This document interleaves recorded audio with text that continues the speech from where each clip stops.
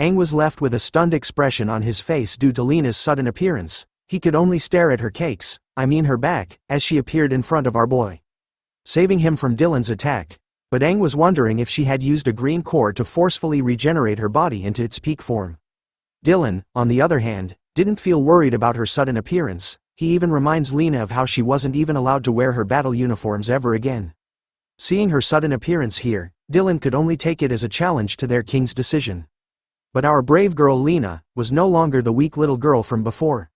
She firmly stands against Dylan, correcting him that she was only barred from participating in any programs that are related to hunting demons, and for the issue regarding the battle uniform. She was allowed to wear them, as they were her only clothes. If she was actually banned, wouldn't that mean she had to walk around naked? Seeing the way she talked back to Dylan, Aang could see how Lena was still Lena, being the straightforward and honest person he knew from before in the past. Aang knew her to be the most liveliest and the most straightforward out of the 6 talents. In his previous life, Aang was always the one standing in front of her. He never thought that this time, it would be her turn to do the same for him. Even the announcer was caught off guard by the fact that a member of the former 6 talents Lena Vil had made her sudden appearance on the battlefield. The announcer wonders if this was a part of some secret segment, and he couldn't believe the amount of surprises for this year's demon hunting competition. Dylan continues to tell Lena about how he respected her as a named warrior from the past, but he assures her that he wasn't going to give her any chance to save face. After all, Dylan sees Lena as a loose-lipped bitch. But Lena wasn't afraid of Dylan at all. Her face was filled with confidence as she knew that Dylan, being a part of the new 6 talents, couldn't get into conflicts right now since they were in front of a massive audience. She even tells him that Aang was a child of an acquaintance that she knew, and that he had tested him enough. But she knew deep down that there was something else behind the reason why Dylan wanted to test Aang. Hearing her sharp remarks, Dylan couldn't help but feel angry as a vein popped up on the side of his face. He starts to laugh to himself, telling Lena and Aang that they were a bunch of people that made him sick, before unleashing a new wave of green skill attack. The announcer was quick to analyze Dylan's sudden attack as the drill snake's command. This was an AoE skill that shoots multiple arrows out in a fan-shaped formation, a skill that the enemy can never dodge. Angered by the sudden attack from the shameless bastard, Lena herself charges her abilities up to counterattack. But before she could do anything, a shadow dashes past her. It was Aang, who managed to block the green arrow attacks with his broadsword. His sudden action causes Lena to be stunned as she sees the past Aang within the present Aang, after he had defended her from Dylan's attack. Even though he had managed to block the green arrows, more of them appeared from the sides, heading straight to Lena. This time, Lena grabs onto Aang's shoulder, telling him to get behind her, as it was her time to shine. Using her barrier as a weapon, Lena punches the crap out of the incoming arrow attacks. Even though he was protected, Aang felt a sudden rush of panic, as the reason why he came forward to block the attack was because he didn't want Lena to attack. Because he knew her so well, that with her personality, when Lena gets stubborn and fights, there will definitely be casualties. It turns out to be true as Lena charges straight towards Dylan without hesitation and with only murder in her eyes. The announcer in the broadcasting room was shocked to see this moment. He tells the crowd that there was a chance of seeing a fight between the new and former 6 talents, an event that was even rarer than that of a septuple-finned demon appearing. Dylan was excited by Lena's actions, telling her that he had to use all of his strength in order to fight against her. And so, the 2 members of the 6 talents rushed forward, facing off against one another, Dylan with his green spear, Lena with her fist of fury. But as they were moving closer to one another, Aang started to take a deep breath in as the announcer revealed to everyone that Dylan was using his ultimate technique, the demon-piercing gun, which shows that he was actually serious about this. "Thank you, great warrior Dylan," shouted Aang so loudly that it stopped both warriors in their tracks. Lena was baffled by Aang's sudden shout, turning around to face him with a blurred expression on her face. But our boy continues his shouting, thanking Dylan for teaching him so many battle skills and techniques. Aang started to smile, realizing that his plan was working. With a mighty shout once again, Aang thanks Dylan who, despite being so busy, had chosen to teach the younger generation like him some of his battle experience. From Paris in the waiting into the audience in the arena, everyone was completely confused and stunned by Aang's sudden shouting. He continues to shout, asking Dylan if he was satisfied with his performance now before ending with a smile on his face. The announcer catches what Aang was saying, telling the crowd about how the vanguard warrior from Pictia was expressing his gratitude towards Lord Dylan excitedly. Hearing this, the crowd had a mixed reaction towards what was happening. Some of them wanted the 2 septuple warriors to fight as it would be the highlight of the event, But some were worried, knowing that if two such powerful warriors were to fight, then a war might break out, so just seeing some of Lord Dylan's moves would be enough. Convincing the others, the crowd decided to just cheer on Dylan for his great performance. Leaving him stunned as he continues to hear the cheers from the crowd, about how he was spending his precious time to teach the younger generations. Closing his eyes, he realizes how clever Aang's plan was. With the way things are, Dylan wouldn't be able to attack anymore. Aang tells Dylan that as the next generation of warriors, he was sure to live up to his expectations, making sure to work hard on his skills.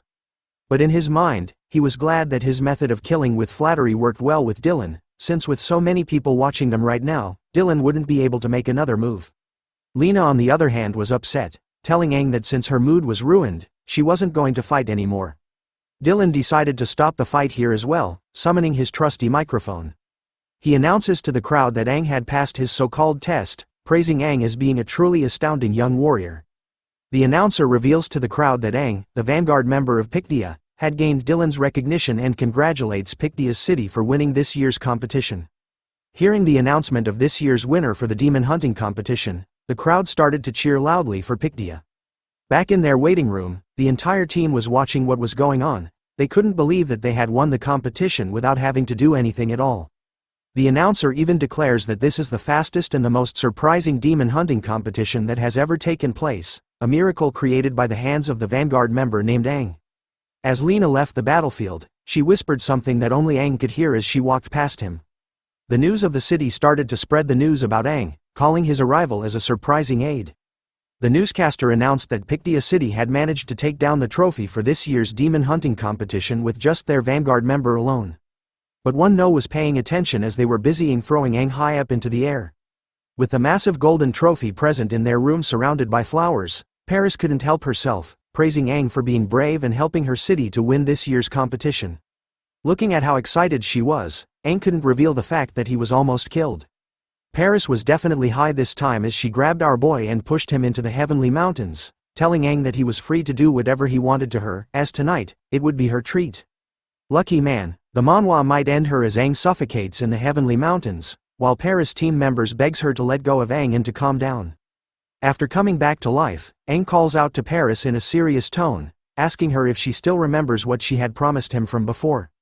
She confidently tells him that she did, ensuring that with a pledge, Aang would be able to talk with the person in charge of managing the energy crystals. Aang was glad to hear that, but as he dusts off his cape, he realizes how dirty his clothes were, so he asks Paris if it was possible for him to get a set of regular clothes, and for the celebrations, he wouldn't be participating in it. Hearing that, a member of the team was curious if Aang was going on a date, with a guy or girl. Hearing that question, Aang couldn't help but smile, before revealing that he was meeting with an old acquaintance of his. The scene shifts to show Lena standing by herself on a cliff, overlooking the city. Aang arrives, dressed like a Korean drama male lead. As the sun begins to set, he announces his arrival to Lena, asking her what she needed since she told him to come here. As she turned around, Lena's face was filled with disbelief upon seeing that Aang had actually arrived. She recalled their past memory of how Aang revealed his anime to her, and that she had whispered to him to meet her at their secret base after she left the battlefield. Which made her question Aang about how he knew about this secret base. As she takes a few steps towards Aang, her voice starts to shake, with tears filling her eyes. She looks at our boy, asking him if he really was the Aang that she knew. We turn to a distant past memory, where Lena proudly shows off to Aang about this secret spot, and how they could see the entire city from here and that no one else has ever been here before. As she basked in the rays of sunlight, she was happy. Since it was just her and Aang present here, this was when she decided that this spot on this exact cliff was to be her secret base. Aang's reaction to her words was a flick to the forehead. Hearing her say that this was her secret, made him wonder if she was still a kid. But Lena was hella pissed at Aang for flicking her forehead again as it would make her stupid. She even shouts at Aang, telling him that everyone wants their own secret base and that he knows nothing, only about how to kill demons and nothing else. But looking at where they were, with the glorious sunrise, Aang admits that this place was serene. Turning around, Lena tells Aang to look as she summons her powers, deciding that this place was their secret base. She craves their names onto a nearby boulder. Lena and Aang, we now return to the present, where that same boulder is now covered in dirt and moss, hiding parts of their names on it. Lena was still tearing up as she asked Aang if he remembers this spot, their secret base. Aang hesitated to answer her as he looked at her face. Lena turns around, apologizing for her sudden actions in the moment, and for scaring Aang. She explains to Aang that he felt very similar to someone close to her, a very dear friend. She continues to tell Aang that he had acted too recklessly in the competition, and that if she hadn't arrived in time, he might have lost his life, so with that, she wanted him to consider it as payment for his help from back at the statue. Making them equal now, but then Aang calls out to Lena, using the real version this time, surprising her as she turns around slowly, asking him about what he had just called her. With the same forehead flick, Aang repeats the very same words he said to her in the past at this exact spot. You're still going on about your secret base stuff? It's been so many years, and yet you're still a kid. Hearing this and seeing his past self, Lena finally cried and let out her tears. Aang was glad to see that she was still okay even after all these years. With a deep breath out, he reveals to Lena that he was back, the one she knew as a dear friend and the king of warriors, Aang. Wasting no time at all, she rushes in for a hug. As she held her face close to his chest, she started to cry even more, choking on her words. She asked Aang about why he was only returning back now, and about where he had been this entire time. Aang didn't reply at all, and only held Lena in his arms as she continued to cry and wail everything she has within her soul, letting out her frustrations that she held within after all these years. Lena finally learns that Aang had reincarnated from half a century ago, and that there was a octuple-finned demon in the steel of the ancient king, proving that the rank of septuple-finned demon wasn't the highest that they can reach. Aang tells her that it was hard for him to understand as well, since he couldn't figure out how it happened either. It seems absurd to him even though he was the one saying it, but if he could place it in simpler terms, then he meant that he had actually died half a century ago. And yet, here he was, reincarnated in the present day, with something weird inside of his body. But Lena didn't seem concerned about all that, she was just glad that Aang was still alive. Seeing her reaction, Aang decided to ask about something he didn't understand. Why was everyone in the city so hostile towards them, the old king and the former 6 talents now? He recalled that back in their time, they have fought with their lives for the sake of all humanity, so why would the people hate them now? Lena reveals that if there was a reason, it would be because of him. She explains that in the Battle of Dawn back then, Aang had led a squad of warriors to the steel of the ancient king, even though most of them strongly advised him not to enter the steel of the ancient king rashly. A representative of the logistics department and the warriors came to the front line to stop Aang. Since they were in a rare advantage, everyone wished to maintain the current balance. But the past Aang didn't listen to their explanations, and simply told everyone to wait for their return. With that, he led a group of warriors inside. After some time, the people received word that he had died in the steel of the ancient king. As news of his death was spread around, the warriors' momentum and confidence fell to rock bottom. The warrior everyone knew as the strongest had died, their king had left them behind, and because of that, despair spread throughout all of humankind. After Aang's death, the demonic wave launched a large-scale counterattack. The territory that humanity had reclaimed was now occupied and trampled on by the demons once again. The ground was covered with the corpses of their human warriors. At that time, someone calculated that 90% of humanity's warriors perished. Many people believe that all of this should not have happened. If Aang had listened to them back then, if only he didn't enter the steel of the ancient king so rashly, then maybe the number of survivors of the battle for Dawn would have been many times greater. After that, with the flow of time, the new 6 talents and new kings slowly appeared. These new people were also a part of the group that had opposed Aang's decision back then, which was why so many people hated Aang right now. The rest of Aang's 6 talents were cast aside by the people, as they were seen as his supporters. In the end, the new king had revoked their status as warriors.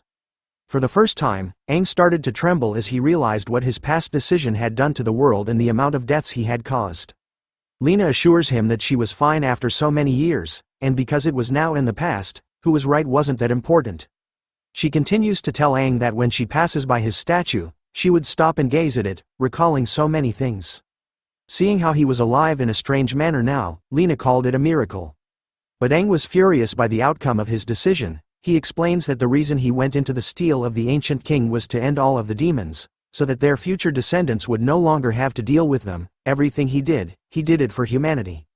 With her hand on his face, Lena tells him that she understands, but reminded Aang that he couldn't blame the people, because as their king, it was natural for him to become the target of blame. Accepting her explanation, Aang turns to ask about what had happened to his 6 talents. Lena reveals that 3 of them had died after his death in a battle, only 3 including her remained. The yellow core 6 talent known as Anran of the Earth was heavily injured, and later resigned on their accord, going into seclusion in a city somewhere. As she gazes back to the city, Lena tells Aang that she had planned on leaving this place but it was filled with memories. She then reveals that the last member, Blue Core Phantom Desha, had revolted against the new king, and had been thrown into the dungeon to await his death after getting his arms and legs broken. Aang was furious to learn how they treated his fellow comrade. His anger boiled over, resulting in his demonic aura being unleashed. He shouts at Lena, wondering why she hasn't joined forces with their supporters to overthrow the new king. She hears him and reveals that the current king was the only triple-core septuple finned warrior. She believed that even the Aang from the past known as the strongest human warrior wouldn't be able to beat the new king. She knew that Aang had noticed that the current 6 talents had all surpassed the past versions as they were double-core septuple finned warriors. But Aang still wanted to break Desha from out of the dungeon as he couldn't watch him die. His mind was filled with thoughts about how they had achieved a triple core. But as he was thinking, Lena tells him that there was a way.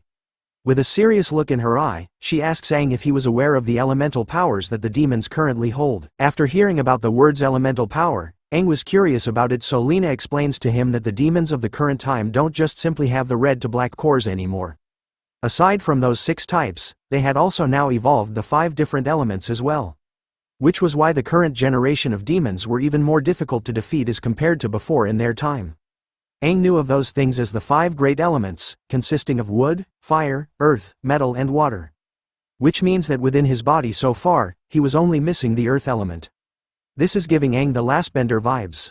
After hearing about the element types of elemental powers together, Aang was stunned to hear that the warriors of today were capable of that, believing that combining elemental powers were the same as his ability to control the elements. Lena further explains that there isn't just the stark difference in power between the quadruple and quintuple finned warriors. The current quintuple finned warriors who are strong enough often try their best to fight for a precious core called the integration core. Those warriors would enter a place called Dagora's Castle in order to obtain more of that power to combine their elemental powers. The place she mentioned was somewhere that Aang was familiar with as he could easily recall what it was to him. In the past, he had led one of humanity's toughest battles against the demons in that place. That place is now called the Cemetery of Dagora's Castle.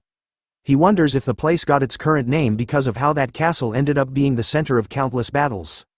Lena continues to say that ever since the battle for Dawn, there have been countless humans buried beneath those corpses on that battlefield. Until one day, someone found a strange type of demon that they had never seen before. That unique demon turned out to be a quintuple finned demon, but what made it different was that, in the space where the demons were supposed to have a demonic core, it had an integration core instead. It was a unique core that allowed warriors to be able to combine their elemental powers. But that doesn't mean that every single warrior was strong enough to use it. To her knowledge, only quintuple finned warriors and above can use the combination. They needed to be able to sustain a ridiculous amount of physical resistance. Aang immediately questions her on whether he would be able to combine all 5 elemental types if he has that integration core, but Lena straightaway rejects his idea, calling it impossible to combine all 5 elemental powers together, stating that he could only combine with one. It turns out that all 5 elements have a negative or positive relationship with each other. No one has succeeded in combining multiple elemental powers, so in theory, it's impossible for a human body to be able to contain more than one elemental power. Even the current king in the new 6 talents could only combine with one elemental power. This was shocking news to Aang as he just realized that they could manage to combine their elemental powers too. Looking back at his fight with Dylan, he couldn't even tell. Lena figured that Dylan wasn't even using his full strength, considering that the protective shield might not have been able to protect the audience if he had. She also knew that Dylan was a ridiculously conscious guy about his public image. If he had gone all out from the beginning, then Aang probably wouldn't stand a chance against him. Although Lena didn't want to admit it, the new 6 talents and their new king's strength had far exceeded that of the strength the former 6 talents and Aang had all those years ago. Not only do they have double cores, they also have elemental powers, which was one of the reasons why she wasn't able to save Desha from the dungeon. Deep in his thoughts, Aang knew that he already had 4 different kinds of elemental powers within his body, which made him wonder if it was because of the octuple finned demon within him. But if Lena was right, even if he was to compare himself to the new 6 talents, such as Dylan, Aang could clearly see that he was far too weak against them. As a warrior, he couldn't keep relying on the demon within him for its strength. In order to rescue his former comrade, Desha, Aang was now determined more than ever to make himself even stronger than before. After hearing everything from Lena, Aang tells her that he had decided to make his way to the cemetery of Dagora's castle himself. But Lena was worried since Aang wasn't a quintuple-finned warrior yet, and that there was a huge power difference between a quadruple-finned warrior to a quintuple-finned warrior. But Aang knew all of this. Because the power difference was something that he had made a theory since his time from long ago, but in this current lifetime of his, Aang decided to no longer follow those same rules anymore as he believes that he can break through those past restrictions himself. We now change scenes to see that Paris and Aang were walking through the streets of the city. Aang had brought her out in order to tell the person in charge about the energy crystal he needed. Afterwards, he decided to leave. Paris could only stretch her body as she had been awakened from her sleep, but she couldn't help comment that the youths of these days were so full of energy. She then assures Aang that she would personally guide him to the person in charge and vouch for him, but as he turns around to thank her for kindness, a familiar voice could be heard, mentioning that they had resolved the issue with reissuing Helios City's energy crystal. The familiar voice continued to say that they were going to make their way to the Warrior Combat Center to request for more aid. Lu could be seen, walking closely behind that familiar voice, who turns out to be their squad leader Jin. Aang could finally see his long-lost teammates right in front of him, causing him to stop. As Paris shouts Aang's name out loud, wanting to know why he stopped, Lu manages to hear it, causing her to turn around to see where it came from. An image of Aang was reflected in her eyes as she saw him. Her voice along with her body trembled as she pointed out to the others about Aang's presence. The entire Helios City team had finally found one another in the crowd of the city. The moment Aang called out to his team, they immediately made a mad dash towards him, even with their mouths wide open. Snow and Wei were the first to flung themselves towards Aang out of pure joy upon being reunited. Jin was excited to see him as well, giving him a firm handshake. He could also see that Aang had grown more muscles too. Snow, on the other hand, could notice that Aang had actually grown taller from the time they were apart. Aang explains that his physical transformation might have been affected because of the demonic cores he had. Snow then explains to him that they were here in the city with Bryan City's instructor to watch the competition, and that Lu had been keeping an ear out for any news about him. Which was why they eventually left Bryan's team in order to gather more information and to search for him. But somehow, they ended up with a wrong lead, which was why they ended up coming to Dawn City instead. Jin had also settled the issue with the energy crystal being redistributed first, so Jin explains that they were planning on looking for Aang afterwards, but they never thought that they would find him in the Dawn City too. Aang was glad to hear that the issue with the energy crystal had been resolved as he had originally planned on negotiation with the representative about that too. Paris, who was behind him, could hear that Aang's issues were resolved now, so with a smile on her face, she leaves the Helios team alone to be reunited. Seeing that she was leaving, Jin thanked her for taking care of Aang this entire time, but Paris corrected him, saying that she and Pictia City were the ones that Aang had been taking care of.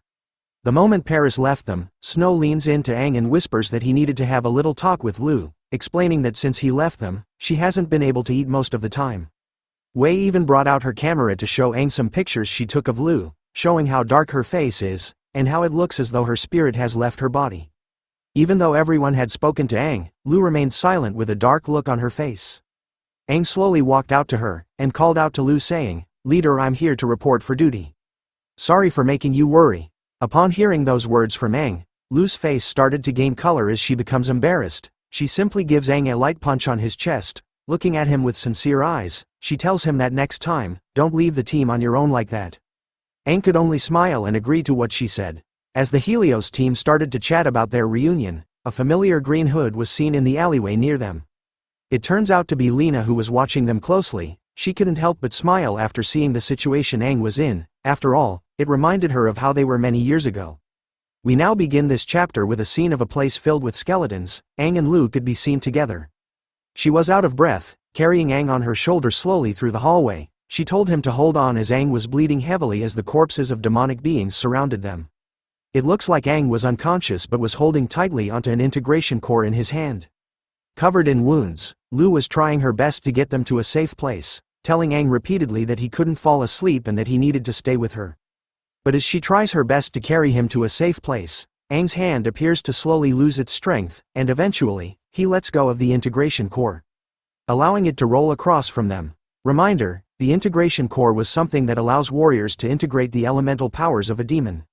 After dropping the core, numerous demonic beings appeared in the shadows above them, laughing at the fact that there were only low-level warriors present, and that this was the end for all of them. One of the demonic beings jumps down, roaring at Lu and screaming for death. Lu wasn't able to react in time to the demon's surprise attack, resulting in her being stabbed in the chest. The demon's attack was strong enough to throw her across the hallway, but it could still see that she was barely moving. Aang was bleeding on the ground next to her, so she tried to reach out to him. In her final moments, she realized how weak she was, and apologized to Aang for not being able to protect him. As she tried to reach Aang for the last time, Lu woke up all of a sudden with a scream. She was breathing heavily while being in her nightgown, slowly realizing that what she saw was simply a dream she had. But as she got up from her bed, she wondered why it felt so real, even the pain of being stabbed. As she lets out a deep breath, she tells herself to forget it as there was no use in thinking about it. Looking at her body, she could see that she had sweated quite a bit, and decided to take a bath. But as she was going to, Aang slams her door wide open, concerned about her as he had heard her shouting just now. But as he spots what she was wearing, Aang became shy all of a sudden and realized that he had made a mistake. Seeing his rude action, Lu answers back with the words "you pervert" and with a pillow to Aang's face. But her attacks don't stop there, as Lu continues to whack the shit out of Aang, scolding him for entering a girl's room without knocking, being beaten ruthlessly. Aang tried to reason that he did it because of her screaming, but it only resulted in him being beaten up even more. Eventually, after the beating, our boy was kicked out of the room. After preparing her stuff, Lu and Aang had left the C-rank city's hotel. But as Aang called Lu by her name, she appears annoyed with him, telling Aang to call her leader instead. Which he smiles and agrees to without hesitation. He asks if she had rested well since they had a long schedule ahead of them today. Lu tells him that she did, even though she had a nightmare, but what's more embarrassing to her was that just moments ago, something embarrassing happened, and yet, Aang still had the same calm look on his face. With a map out, Aang explains to Lu that they will be making their way to a C-rank city, a place that they have to pass through in order to get to the cemetery of Dagora's castle, so if they make their way there at full speed, they should be able to reach the cemetery of Dagora's castle before evening. But there was a condition to enter the castle: they needed to win a battle against the city guards, or else, they would be seen as trespassers. Which would be troublesome for them. Lu recalled that Jin had mentioned before that the castle is now an important strategic location these days, as it was designated as a place where quintuple-finned warriors that are strong enough are able to obtain the integration core. A wall was specifically built around the place, and there are a couple of high-rank warrior military groups stationed around it as well. The entire city's external areas are guarded closely, not just to prevent warriors from entering illegally, but also to prepare for the day when the demons inside might come out. That's a defensive mechanism against whatever is inside the castle too. Hearing that, Aang questions Lu on whether she was afraid to enter the castle with him, that even though it was a request from Jin, he never thought that she would agree to it that easily. Especially since it's a place that only quintuple-finned warriors dare to step foot in. Lu explains that Jin was more worried about how reckless Aang was going to be, and without a green core regeneration type warrior with him, he would be in danger, and it just so happens that Lu was a green core warrior. Turning around, she explains to Aang that she wasn't doing this for him as she had a mission of her own too. Jin wanted Lu to level up together with Aang, so by the time they were back, Lu would have raised her rank to double-finned warrior. But within her mind, Lu was furious over how Aang was able to level up so quickly.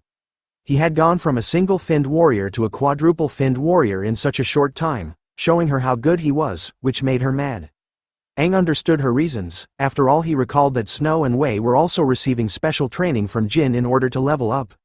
Lu reminds him that she was the leader of this team, and in light of how Aang had left his team on his own previously, she was also here to keep an eye on him. Seeing her look on when they had first reunited, Aang couldn't help it but smile to himself. When Lu spots it, her first reaction to his smile was that it seemed lewd to her, making her think that he was thinking about that embarrassing moment from earlier on. The scene then changes to a battlefield-like area where numerous warriors were gathered together, shouting and requesting for different types of warriors, from green core regeneration type to agility type warriors, where they had to at least be a quintuple-finned core warrior. This place is the cemetery of Dagora's castle, the main door core testing battle preparation zone. Aang and Lu had finally arrived at the castle where the integration core was inside. But as they walked past the other warriors, they were soon noticed by them.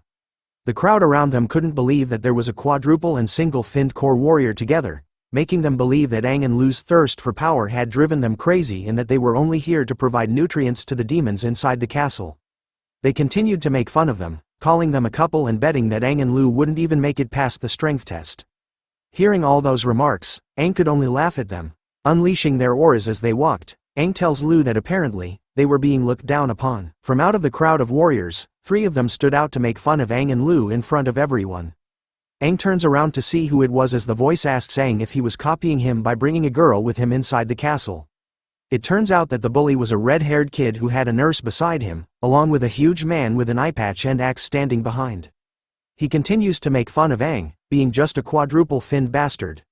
He couldn't believe that a quadruple-finned warrior was bringing along a single-finned warrior to fight within the castle. He tells them that their heads were going to roll before they realized it. Lu could only call the red-haired kid trash after hearing his rude comments about them, but Aang tells him not to bother, since there was no need for them to mess with such a low-level insult. It turns out that the red-haired kid was someone important as the other warriors around him noticed who he was. He was the young master from the Eula city's mayor family, called Uther. They couldn't believe that he was back here again to take another integration core. The crowd of warriors also noticed that the huge man with an axe, brought by Uther, was a sextuple-finned warrior. They could see that his family was able to hire an elite warrior. They also knew him from his profile on the mercenary list, proving that he is really strong, but they never thought he would be working for the mayor family now. Another warrior knew more about the mercenary, recalling that he had an integration core and had already found an elemental power that suits him. Under his protection, the warriors all guessed that Uther will be the one to obtain the integration core this time around. Uther introduces himself to Aang and Lu, flexing his family's reputation as the Meyer family as the Eula city's greatest family of warriors. Looking at Lu, he warns her to listen to his advice, that the castle wasn't a place for her to play in. As he notices that Lu was a green core warrior, Uther grabs tightly onto the nurse's mountains, causing her to moan loudly. He extends his hand to Lu, telling her that he was missing a personal healer to hold on his right side, and that he didn't mind making an exception and accepting her for that position. But all his words mean nothing as someone laughs. Uther could see that Aang and Lu were talking amongst themselves, ignoring his words completely and not even giving him a single reply. This angers Uther as he shouts at them for not recognizing his family's name, and starts to scold Lu with a bunch of insults. This causes her to snap as she shouts back at Uther, asking him who gave him the right to talk to her. Her shouting was enough to scare the shit out of Uther and his personal nurse as they watched in horror over Lu's reaction. She continues to scold Uther, telling him that he was a piece of trash for constantly using his family's reputation in every sentence. Hearing this made the boy snap as he threw the nurse hard onto the ground while insulting Lu back, warning her that he could kill her by just lifting one of his fingers. But our girl wasn't backing down. In a calm manner, she explained that she knew that she was not as strong as him right now, but assured Uther that she wasn't going to go down that easily. But within her mind, she was scolding Uther that as a perverted bastard, he had no right to be angry, and that she wasn't scared to beat him up. Tired of using words, Uther launches himself straight at Lu, planning to put the single-finned warrior in her place. But before he could touch her with his dirty hand, Aang appears out of the blue, grabbing onto Uther's hand in an instant. Just by grabbing his hand, Aang manages to stop Uther's attack on Lu. Seeing what happened, Uther threatens Aang that he was going to trash him alongside Lu if he didn't step down, but Aang reminded him that he was the one that provoked them first, and the one that instigated the fight first. So he knew that if word gets out, it would be bad for the Meyer family. He also points out to Uther that if he causes trouble here, then the guards wouldn't let him into the castle. Which was why Aang wanted them to talk things out first, since Uther's hand was trembling while Aang was holding it. Not willing to reason with words, Uther starts to activate his ability to start the fight instead, but the mercenary he hired calls out to him, stopping him in his actions. The mercenary points out to Uther that Aang wasn't wrong, and that all the warriors here are all worthy warriors with considerable strength. Meaning that it wouldn't look good for him since he might end up with a bad reputation the moment he arrived here. But the mercenary had a plan in mind. He leans in close to Uther, whispering to him that if he really wanted to teach Aang and Lu a lesson, he didn't have to do it now or here, as the most important thing right now was for them to enter the castle first. Because anything can happen within that castle. Hearing the mercenary's words closely, Uther smiles as he understands the hidden meaning behind them, so he withdraws his blue core ability. He finally snaps his hand away from Aang's, telling the both of them that he wasn't going to argue with them anymore and decided to part ways. As the mercenary walks past Aang, he couldn't help but give our boy the side eye. Sneakily, he uses his own earth elemental energy, stomping the ground with his reddish aura, which causes the tiny pebbles on the ground to float and fly towards Aang at an incredible speed. Without moving from his spot, Aang causally plucks them out of the air with just one arm. Lu notices something and asks Aang about what was wrong. He calmly tells her that it was nothing, just some mosquitoes. But as he hid the stones from her, his hand was glowing bright gold. He urges her that they should go and take the test, as he was sure that they would be able to pass smoothly. It turns out that Aang had used the metal element skill called Hardened Skin to catch the mercenary's sneaky stone attack. The mercenary was able to see that Aang had secretly countered his earth elemental attack by using just his hand, not to mention his insane reaction speed. The mercenary had expected for Aang's hand to be punctured immediately. Sensing that something was off about Aang, the mercenary went to Uther. He informs him that they needed to make changes to their list of potential competitors for the integration core, as he believed that Aang was the opponent that will pose the greatest threat to them, since he was sure that Aang had the strength beyond that of a quadruple-finned warrior. And right now, he couldn't even measure Aang's true strength. So he suggests to Uther that they find a chance to kill Aang and Lu, so that they could prevent them from growing stronger. A handheld scanner was used to test Aang's and Lu's synchronization rate, which was 54 and 42%. And since there were no level restrictions, it meant that the both of them had definitely passed their synchronization rate test. Aang was impressed by Lu's score. After all, he remembered her having it at 39% the last time they tested it.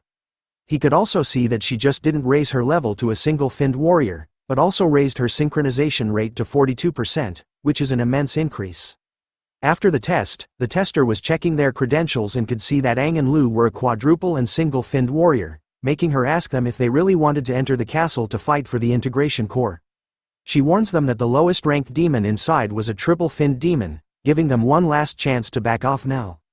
But Aang assured her that they were strong enough to protect themselves, and pointed out that Lu was the healer of their team and an extremely agile warrior, so they were pretty confident as a team.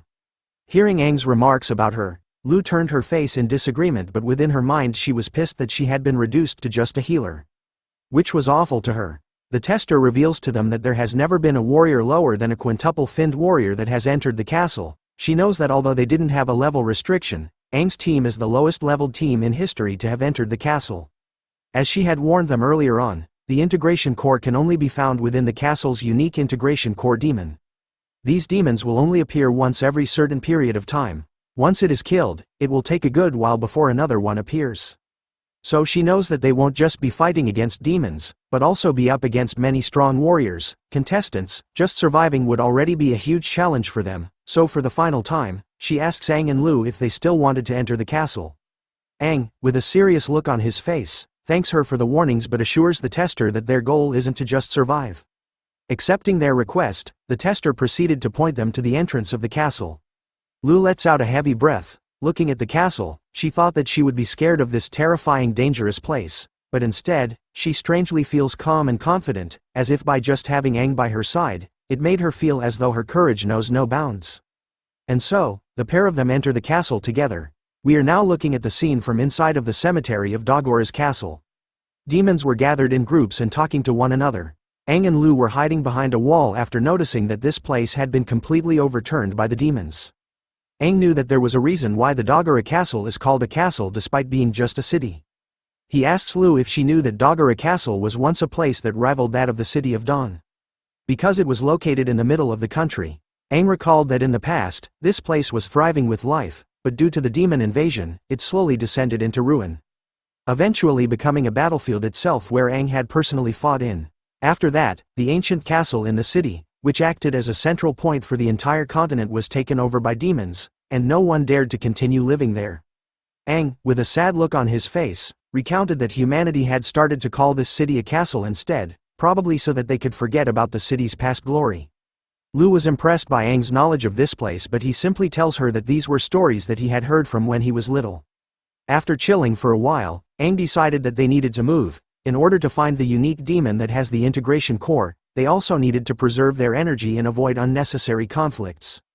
But Lu could spot an explosion not far from them. Knowing that there was a fierce battle going on over there, she asks Aang if they should go and help. But he says no, explaining that at least within the castle, they shouldn't extend a helping hand to anyone.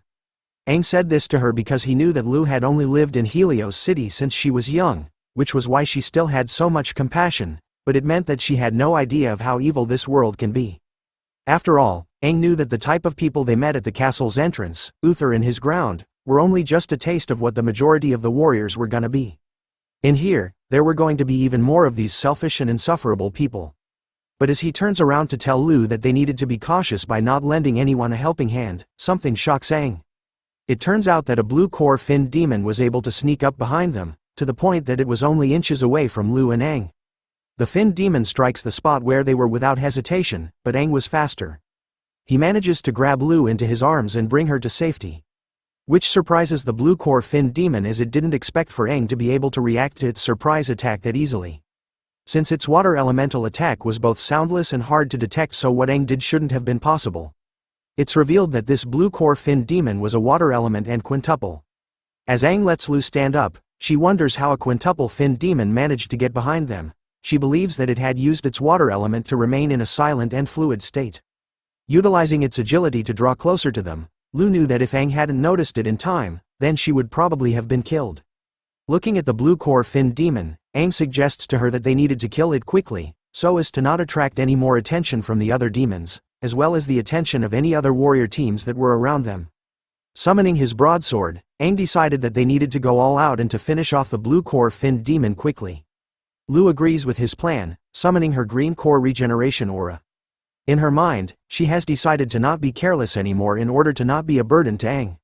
The blue finned demon could hear Aang's plan about finishing it off quickly, so it started to laugh, as it couldn't believe that a quadruple finned warrior and single finned warrior was looking down on it.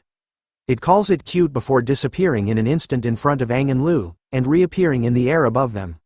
As it stretched its arms from both sides, water droplets started to appear in its palms. The blue finned demon was casting an ability called the Rainfall's Waltz. The ability had transformed the water droplets in the sky into sharp spears made out of ice. Once the ability was casted finished, the blue finned demon aimed it towards Aang and Lu, raining down spears of ice straight towards them. Aang could see that it was an area of effect skill, so he shouts at Lu to come to him. As the spears of ice landed all around them, we could see tree branches appearing in the middle of the battle where Aang and Lu were. The blue core finned demon was confident in its skills, believing that with just a quadruple and single finned demon, it wouldn't even spare a single glance towards their corpses. But as it landed back on the ground to check, it was surprised to see a barrier made out of wood and metal elemental energy.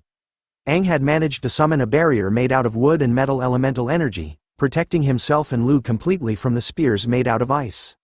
But the blue core finned demon was confused on how it was possible for Aang to use two different types of elemental energies when only quintuple finned warriors could use the elements that way. But as it was left wondering, Aang took the chance to launch himself forward towards the demon. Seeing that Aang was coming to it instead, it stomps its foot hard into the ground, promising Aang that it was going to pierce him till he was full of holes. With that step, the blue core finned demon had summoned more ice spikes from the ground, aimed towards Aang. But he wasn't scared of it at all, because he could also use the water element, just like the demon. Using the water element, Aang had transformed himself into water in order to dodge the ice spikes that were coming from the ground. The blue core demon was stunned to see the speed of Aang, who reappears in his warrior form right below it, asking the demon if it was shocked. It turns out that the demon was fooling Aang this entire time, believing that even with the speed of the water element, Aang couldn't catch up with it. But Aang plays the Uno reverse card and shouts for Lu to appear. And so she does, appearing right behind the blue core finned demon this time. Unleashing her green core ability, Lu lands a massive drop kick directly on the back of the blue finned demon, pushing it towards Aang, who aims for its core straight away. He easily stabs the blue finned demon straight into its core using his broadsword. The match between the blue core finned demon against Aang and Lu ended with their victory. Aang hands over the quintuple blue core to Lu, using it as a symbol for their future fights together. As a single finned core warrior, Lu could only gracefully accept Aang's gift. While looking at the dead demon, she promises it that she wouldn't even give its body a single glance. After killing the quintuple blue core finned demon together, Aang couldn't help it but praised Lu for her movement and speed displayed earlier on. Hearing his comment, Lu had to remind Aang that her family, the Situ family, is a martial arts family, so obviously being fast with movement and speed were nothing to her. After pulling his broadsword out of the demon, Aang recommended that they leave this place quickly, since their fight earlier would have attracted the attention of others that were nearby. But as he turns to look for where they should go next, Lu notices that there was a cut across Aang's face, so she recommended to him that they find a safe place first so that she could heal him. Touching the wound on his face, Aang tells her that the small cut was nothing, and that there was no need to heal such a small wound. Lu appeared pissed off by his comment, reminding Aang that she was the one in charge of all the healing. As they had agreed upon before leaving, so regardless of the wound being small or big, healing was something that she needed to do, or else there would be no purpose to her being here with Aang. Seeing how charismatic she was when being serious, Aang finally understood Lu's nickname back in Helios City, the unsmiling Rakshasa of Helios City. Giving up the fight, Aang agreed with her idea and decided that they should take a little bit of a break first. But as they were done settling their small argument, Lu spots a gigantic shadow appearing above the both of them. She warns Aang to be careful as a warrior appears, swinging his massive axe towards them. The impact of the axe hitting the ground was like that of an earthquake, destroying everything in its path in a wide radius from where Aang and Lu were standing just a few moments ago. But it turns out that Aang didn't even bother to dodge like Lu did, he simply used his broadsword on his back to block the surprise attack. Looking at their current situation, Aang couldn't believe that they were being targeted already. The surprise attacker turns out to be Uther's mercenary for hire, who could see that he was right about Aang's strength being above the normal standards of a quadruple-finned core warrior. Not bothering for a chat, Aang pushes the mercenary away, telling him to get lost. But his remaining eye was still focused on Aang even after being pushed away. After all, this man is a sextuple-finned red core warrior that uses the earth elemental type. Lu could see that Aang was about to engage into a fight and immediately activated her green core to help him out, but something wrong happened, stopping her from joining Aang. The nurse that was Uther's playtop had appeared as well. This time, she had green needles poking close to Lu's entire body. She tells her that since her attention was focused on Aang this entire time, it was easy for her to anesthetize her easily. It turns out that the nurse was a triple-finned green core warrior and an anesthesiologist. Not being able to move at all, Lu could feel the power of the regeneration type's unique anesthesiologist skill. The nurse continues to explain to Lu that as another green core regeneration type warrior, she should know what kind of situation she was in now, and that if one uses the anesthesiologist skill, that was originally used to numb wounds and injected directly into the opponent's body, then the opponent will end up losing all the ability to move. After ensuring that Lu couldn't just in the fight, the nurse went on to Aang next. He saw her and figured out that it was the same group from the entrance, which was why they were targeted so easily. But Aang was curious, wondering why instead of protecting the precious young master Uther they had chosen to ambush him and Lu, especially in a place where many have lost their lives. The douchebag appears and answers Aang's question, mocking Aang for trying to look strong even though he was about to die. Uther had appeared, laughing at Aang's current situation. He continued to mock our boy by saying that he was simply acting tough in front of his woman so that he wouldn't get embarrassed. Those words seemed to hurt Lu more than Aang as her entire body froze rock hard. Inside her mind again, she was mad for being called Aang's woman, but ignores that thought as it wasn't the right time for her to be angry. Uther once again touches the nurse, telling her not bad and that he was going to reward her properly when they got home. He then proceeds to touch Lu's lips, much to her horror, while telling her that he was going to take his time and play with her after watching Aang die. Uther even shows off by revealing that he had never been rejected by a woman before, which was why he found Lu particularly interesting. But his riz fails completely as his words simply awaken the inner demon within Lu as she looks at him with murder in her eyes. The mercenary calls out to Uther, wondering why he wasn't hiding himself as they agreed upon, since he was confident that he could kill Aang and bring the girl to him by himself. Uther simply tells him that hiding was way too depressing, and that he was confident with the mercenary around that no one else would dare to launch a sneak attack against them. He even reminds him that he was a quintuple-finned warrior, so he shouldn't look down on him that much. But as they were chatting, Aang's voice became demonic and serious, asking Uther if he didn't want his hand attached to his body anymore. A vicious red demonic aura was surrounding Aang's entire body. Originally, Aang thought that Uther was just a mere playboy delinquent, and that he wasn't planning on giving him too much attention. But now, it seems to Aang that Uther was truly the scummiest kind of bastard to exist. So he would like to confirm something for himself. With an angered look in his eyes, Aang questions Uther on whether he had harmed multiple young women.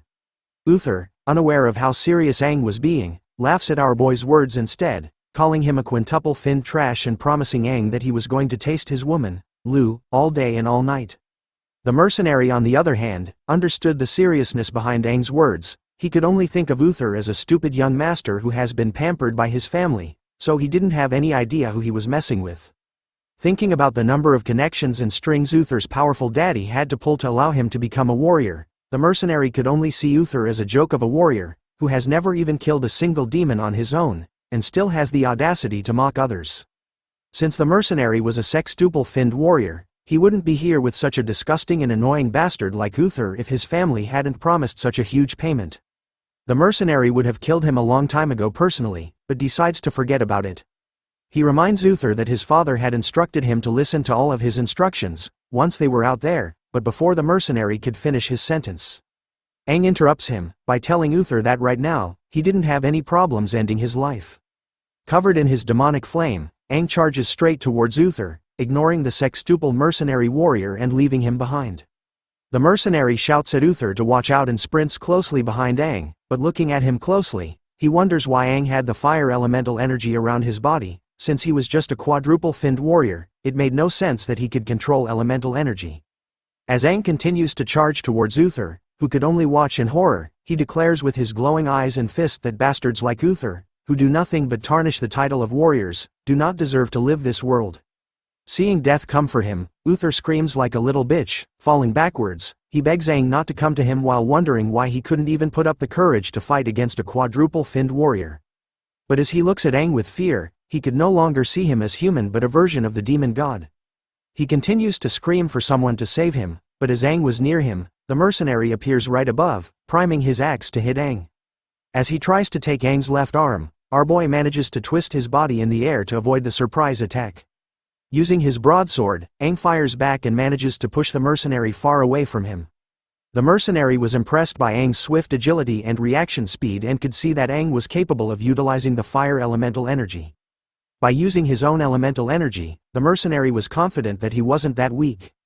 But as he blocks Aang's fire attack, he could spot tree branches appearing behind as well, causing him to jump further away in order to escape the sudden wood elemental energy attack. He twists his neck in the last moments, dodging most of the tree spikes as a few managed to cut him. As he tried to regain his footing, the mercenary was confused about how Aang was able to control the wood element too. But a smile creeps over his face as he finds it interesting instead. He slams his axe into the ground this time, knowing that Aang was hiding a ton of secrets. And that he was able to actually manipulate two different types of elements. As the rocks from the ground wraps itself around his axe, the mercenary tells Aang that he was interested in how he was able to do those things. Knowing that if he could manipulate two elemental powers as well, then he would become much stronger than he was now. The mercenary had unleashed his own ability. Using the earth elemental energy, he created the rock scythe.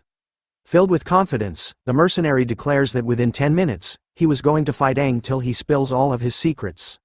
Hearing that, Aang decided to go with another power this time, using a familiar purplish aura around his hand.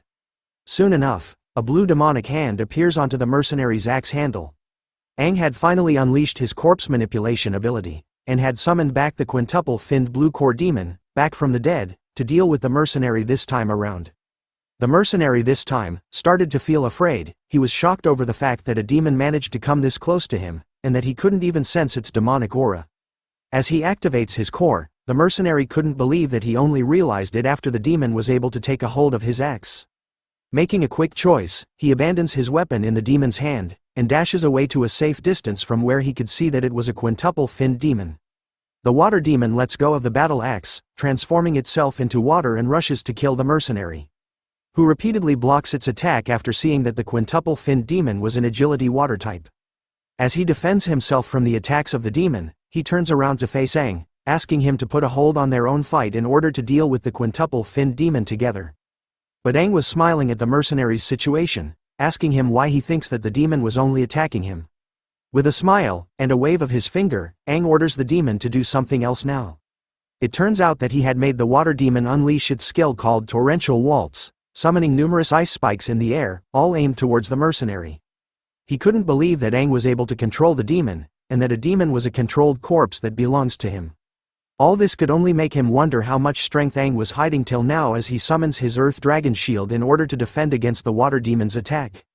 The shield he created was strong enough to deflect all the ice spikes that came to him. Aang was watching the mercenary closely, impressed on how capable he was, which was expected of a warrior being employed by a reputable clan. After hiding in his shield for a while, the mercenary decides to do something else. He stretches his arm out, calling for his axe to come, while it sheds the stones off its blade. Just like Thor's hammer, the axe is summoned back by its owner, spinning at a fast rate towards the blue core-finned demon as well. The axe manages to land itself just inches away from the back of the finned demon, but at the very last second, the blue-finned demon bends it like Beckham, dodging the axe's surprise attack. The mercenary couldn't believe that the demon was able to do that, because he had removed the gigantic axe form for higher speed, and yet, the demon still dodged his attack. Turning back to look at Aang, he knew that it was probably because of him. With his power of controlling demons, the mercenary couldn't help but think that Aang might actually be a septuple finned warrior. But he brushes that thought aside, knowing that right now, he had to deal with the water-finned demon first. But as he moves in to engage with the demon, tree branches appear from underneath the ground based on the powers of the wood elemental energy, grabbing a hold of his ankles and stopping him from moving as the finned demon looks like it's about to body slam him. The mercenary couldn't move at all and could only face the attack of the finned demon head-on, as both their forces collided with one another, destroying everything near them. This time, the mercenary was bleeding from his mouth as he held out against the finned demon. He knew that if the demon was alone, then it wouldn't be an issue. The problem was Aang, who was using sneak attacks against him as well. Uther, the coward, was hiding behind the nurse this time, ordering her to go and quickly kill the demon first. But she tells him that she specializes in healing, not in fighting. And that she had to maintain her skill in order to keep Lu from moving. But as the two were arguing with one another, Lu was on the move. She could feel that her left hand was able to move slightly. Back to the coward, he was telling the nurse that he no longer cares about Lu, and that what matters now is his safety because of the demon. After all, they wouldn't be getting paid if he gets even a single scratch. But as the nurse tries her best to talk with Uther, Lu appears and stabs the hoe straight in her chest from the back using the same green spike. Surprising Uther, as she stabs the nurse, Lu tells him that she pities the fool. As a warrior he should have been trying his best to fight, and not hide. The nurse was stunned by Lu's sneak attack as she couldn't even move her body this time, but she also questions Lu on how she was able to undo her skill. Lu explains that she was a green core warrior too, so she had memorized everything related to all kinds of recovery and healing support type skills. As long as she could use her energy to cause the nurse skill to flow in the opposite direction, then the paralysis would be reversed. After all, a regeneration support type can both save or kill people. The nurse's eyes started to close after hearing Lu's explanation, revealing that the single-finned warrior was a regeneration support type genius. After the nurse fell to the ground, Lu tells Uther that he was next, and that she had avoided piercing any internal organs of the nurse, but it was all up to her to survive in the end. But Uther's ending was going to be different. This, she promises to him. Uther was angry over Lu's sneak attack. After all, it came from a single-finned warrior, who dares to use such underhanded methods like this. But the coward was confident this time. Although he couldn't fight demons, Uther was sure that he could at least defeat a single-finned warrior like Lu. But Lu was able to see that his breathing was unstable, and that his stance was awkward, as though Uther never had any real battle experience. She figures out that he was probably one of those quintuple-finned warriors who were nurtured by loads of resources from their family, and simply existed to achieve more fame and reputation for their clan. After all, to Lu, delinquents like Uther have brought shame to their statuses as warriors, making her angry beyond hell. Uther was mad at Lu's true but harsh words. He wonders how she knew that he didn't have any battle experience. In a flashback, we could see that for the past 10 years, Uther's father would invite many strong warriors to help him endure the immense burden from the cores, even though the process was immensely painful, and every time that he went through it, he would end up peeing himself. But he still managed to complete the process under the protection of all those hired warriors, allowing him to climb up successfully to become a quintuple warrior. For this trip to the cemetery castle, his father had spent a lot of money to hire the mercenary to protect him, along with a healer to save him if things had gone bad. Uther could have obtained the elemental core without any hassle at all, but looking at Lu right now, he realized that everything was now ruined. All because of Lu and Aang. So he turns to shout at the mercenary who was busy battling against the water core finned demon, ordering him to return to his side to do his job of protecting him, since that was why his father has given him so many resources. Uther continues to scream and shout at the mercenary to obey his orders right now, but he was busy dealing with Aang and the blue-finned demon. Uther's constant shouting and ordering seems to anger the mercenary as he gritted his teeth hard upon hearing Uther's voice once again. He finally snaps himself, shouting back at Uther that he was just a piece of trash and to just keep his mouth shut. Those words were enough to stun the dumb young master. But as he continued to shout at the mercenary, Lu decided it was time to take action. Uther sees this and activates his blue core ability, but Lu manages to dash right behind him, before he could even react. In one swift motion, she was able to stab Uther on his side with the dagger she was holding from before. He definitely feels the pain as he tries to hurt Lu, but misses due to her fast speed. But as she backs away from him, Uther starts to experience intense headaches. Looking at him closely, Lu knew that Uther didn't even know how to use his energy, and that if he activates the immense strength within the quintuple finned core on his core carelessly, something bad is gonna happen. A flashback is seen from where Jin was giving the team a lecture. He informs them that if a warrior ends up suffering a backlash from the immense energy within their core, they will become uncontrollable. So they should distance themselves immediately upon meeting such warriors. Since it was impossible to determine just what they might do in that dangerous situation, if they ended up fighting one another, they would be heavily injured. So he tells them that in case they were to suffer backlash from the energy in your core, they needed to stay calm and to reroute the energy to a familiar pathway within their body. Or else, they will end up being blown up by the ferocious energy within themselves. After recalling that lecture from Jin, Lu starts to smile and charges straight to Uther, who was unstable right now, because she wanted him to explode. A suitable ending for a douchebag. While unaware that he was slowly losing control, Uther was excited to see Lu charging straight at him, as he believed that she was challenging him right now. As she goes near him, he tries to cut her but fails as Lu sidesteps and dodges his knife attack easily. But Uther wasn't done with his attack yet. He uses his blue core ability right now, unleashing his skill called Accelerated Assassination Stab. It sends numerous stab attacks from all directions at Lu. Even though there was a huge power difference between them, Lu was still able to keep up with Uther, blocking each and every one of his attacks as they danced across the battlefield. Uther was confident because of the fact that he was a blue core agility type warrior, so in his mind, a green core regeneration type like Lu could never compare to him in terms of speed. Lu simply tells him to shut up as she continues to block most of his attacks, but some of them manage to land on her, cutting her face and shoulder. She recalled that compared to the agility training that she was put through by her father since young, the attacks of a quintuple core warrior should have immense strength. But there was no form nor technique to Uther's stabs. He's just blindly stabbing the area around him. But after attacking Lu for quite a while, Uther became angry over the fact that a green core warrior like her was able to parry his agility type quick attack.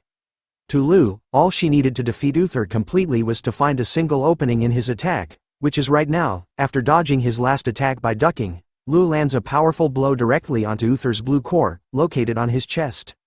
After landing her attack, Lu tells Uther that her father had once quoted to her that even if a person has immense strength, if they don't know how to utilize it, then they wouldn't be able to display even a single % of their original power. With that, she removes her knife from Uther's body, causing him to scream in pain once again. His anger decides to take over as Uther screams out loud that as the young master of the Meyer family, Lu shouldn't dare to look down on him and that everyone here should die. Much to Lu's shock, Uther's body had lost control of the demonic core in his chest, causing his body to expand with blue bubbles forming everywhere. She quickly backs away from Uther, who is now a ticking time bomb. She didn't realize how fast the rate of his combustion was going to be. Since she couldn't avoid it now, Lu decides to take a final stand. Stabbing her knife into the ground, she decides to face the explosion head-on with her protective shield. Uther was screaming in pain in his final moments as he reached the climax of his life. Aang and the mercenary had taken a pause in their own battle due to the energy that Uther was releasing. Aang could see this and was worried about Lu, so he immediately dashes over to her side, ignoring the mercenary, who couldn't believe that the stupid young master had ended up exploding because of a single finned warrior. Soon enough, a massive blue explosion occurred, resulting in the immediate death of Uther. After the explosion, as the smoke began to clear, a giant crater was seen from where Aang and Lu were. Lu had survived, believing that her protective shield was the one that saved her. But as she opens her eyes to a familiar voice, Aang was there, knowing that she had made a quintuple finned ore warrior lose control of his energy and explode. He tells her that she had done a great job. It turns out that Aang was fast enough to save her from the explosion. He had created a defensive shield wall using his metal and wood elemental energy. Seeing that he was here now, Lu finally collapses, explaining that Uther doesn't have the true strength of a quintuple finned warrior, combined with his extremely low willpower along with no prior battle experience. Lu concluded that Uther wasn't even as good as an experienced single-finned warrior. But deep down she was glad, or else a single-finned warrior like her would never have been able to win against a quintuple-finned warrior. Their fight would have ended instantly if Uther was an actual experienced warrior. After hearing that, Aang could spot that Lu had been hurt in the fight against Uther, so he urges her to quickly heal herself. Even Lu couldn't see that she was covered in numerous wounds as her uniform had cuts all over. Taking the chance, Aang praises her for the amazing courage and fantastic decision-making she had done in the fight against Uther. Hearing that from Aang, Lu couldn't help but blush at his sudden comment.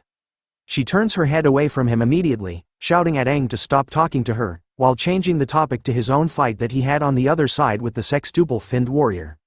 But in her mind, Lu was going crazy over why Aang had suddenly started praising her. Looking at where the mercenary was, Aang knew that the demon he was controlling had evaporated in the explosion that happened just now, which isn't that much of a surprise to him as it was just a corpse without any consciousness, but for the warrior, it was a different story as he was a sextuple-finned warrior. Speak and he shall appear. The mercenary's shadow appeared in the dust and smoke, telling Aang and Lu that it was a great thing that the useless young master had finally died, but he was frustrated that even though he could escape from the Meyer family, he knew that he will probably end up being hunted down by the warrior assassins from the other family clans. We are now introduced to a new organization, called the Warriors Assassins. An underground organization that operates based on their greed.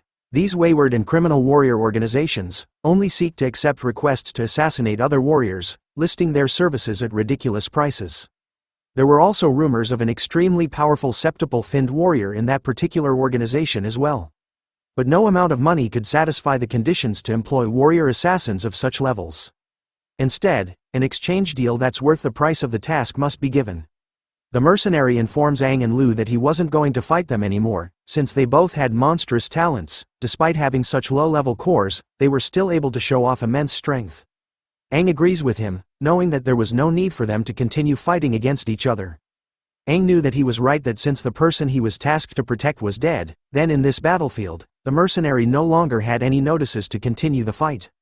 The mercenary also knew that if Aang was seriously fighting against him and had utilized his skills together with the undead water-finned demon, then he probably wouldn't be able to escape. Controlling the elemental powers, having dominion over the corpses of demons, he could see that Aang was hiding a lot of secrets.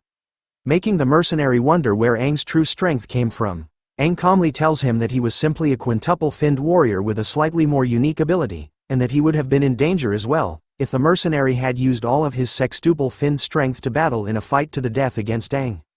Hearing Aang's explanation, the mercenary could only wonder what kind of rare genius Aang was to have a unique ability, since he had heard rumors that some warriors who were extremely talented were able to utilize abilities that regular warriors were not able to. Knowing that Aang was able to master his powers over the elemental powers, the mercenary was curious about why Aang would be in the cemetery castle and looking for the integration crystal, which should be of no use to him. Aang simply replies with a smile on his face that it was none of his business. But in his mind, he knew that the mercenary was right, since the original integration crystal was used to allow quintuple-finned warriors to be able to utilize elemental powers for themselves. But Aang wanted to try, thinking that if the integration core would be able to allow a warrior to combine their elemental powers, then the various elemental energies that he has would be meshed into one. And using the elemental core to combine all 5 elements, Aang was curious about what the result would be if he was able to achieve it. After all, he needed to think of some other ways to strengthen himself. As one of the members of the old 6 talents, Desha would not be imprisoned in a place that's easy for him to break into.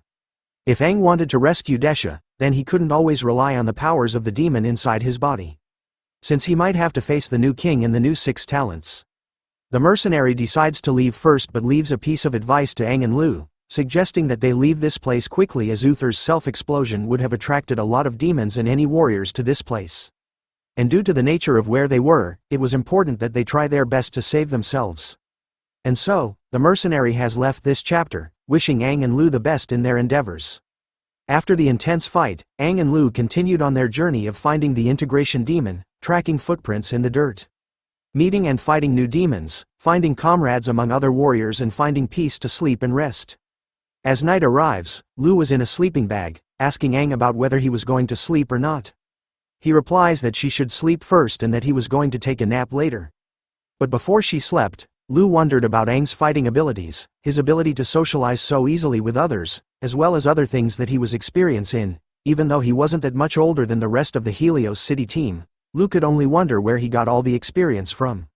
Aang thought about it deeply before telling Lu that he was just naturally gifted with all of these kinds of talents. Hearing that kind of reply made Lu think of Aang as an old uncle. Her comment about him being old causes Aang to think about his past life. The next day, Aang and Lu were drawn to the sounds of someone fighting nearby. Aang could sense that there was a demon's aura down below them, and that the energy fluctuation was a complete mess over there, as it seems that there were a lot of multiple warriors on the run. All of these things lead Aang to believe that the integration demon had appeared. So he immediately turns to Lu to tell her to follow him, as he had an idea on how to get to the demon before anyone else. Soon enough, the two of them jump across buildings, before heading down.